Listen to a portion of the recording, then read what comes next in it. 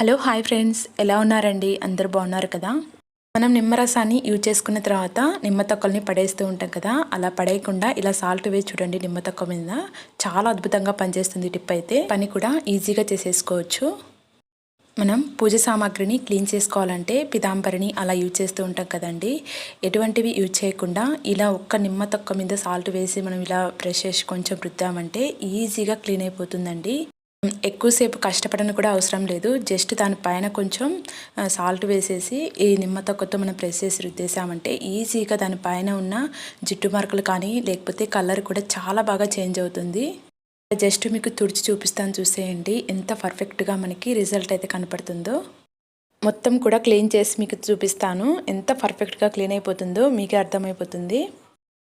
అలాగే నా వీడియో ఎవరైనా ఫస్ట్ టైం చూస్తున్నట్టయితే ప్లీజ్ అండి లైక్ చేయడం, అలాగే సబ్స్క్రైబ్ చేయడం అయితే అసలు మర్చిపోవద్దు. డైలీ మనం పూజ చేసుకునేటప్పుడు ముందుగా ఇలా పూజ సామాగ్రిని క్లీన్ చేసుకుంటూ ఉంటాం కదా. ఇలా నైట్ టైంలో మనం నిమ్మ తొక్కతో క్లీన్ చేసి పెట్టుకున్నామంటే ఎర్లీ మార్నింగ్కి చాలా నీట్గా ఉంటుంది. అలాగే మనసు కూడా చాలా ప్రశాంతంగా ఉంటుందండి. అప్పుడప్పుడు పితాంబరి అయిపోయినా కానీ ఇలా మనం జస్ట్ ఇంట్లో ప్రతి ఒక్కరి ఇంట్లో నిమ్మ తొక్క అయితే ఉంటుంది. ఇలా క్లీన్ చేసుకుంటే చాలండి, చాలా పర్ఫెక్ట్గా క్లీన్ అయిపోతుంది. దీన్ని ఇక్కడ నేను వాష్ చేసి చూపిస్తాను, చూసేయండి. మీకు దీన్ని జస్ట్ మనం వాటర్లో ఇలా ముంచేసామంటే ఈజీగా క్లీన్ అయిపోతుంది. ఈ టిప్ను మీరు కూడా ట్రై చేసి మీకు ఎలా అనిపించిందో కామెంట్ చేయడం అయితే అసలు మర్చిపోవద్దండి. ఇప్పుడు నెక్స్ట్ టిప్ చూద్దాం.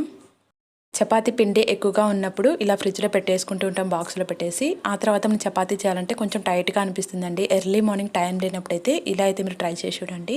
హాట్ బాక్స్లోనికి కొంచెం హాట్ వాటర్ని వేసేసుకొని చపాతీ పిండి ఉన్న బాక్స్ని ఈ హాట్ వాటర్లో పెట్టేసి మూత పెట్టేసుకొని చాలా ఒక 2 మినిట్స్ అలానే ఉంచేసి ఆ తర్వాత మనం మూత తీసి చూసామంటే చాలా సాఫ్ట్గా అయిపోతుందండి చపాతీ పిండి అయితే.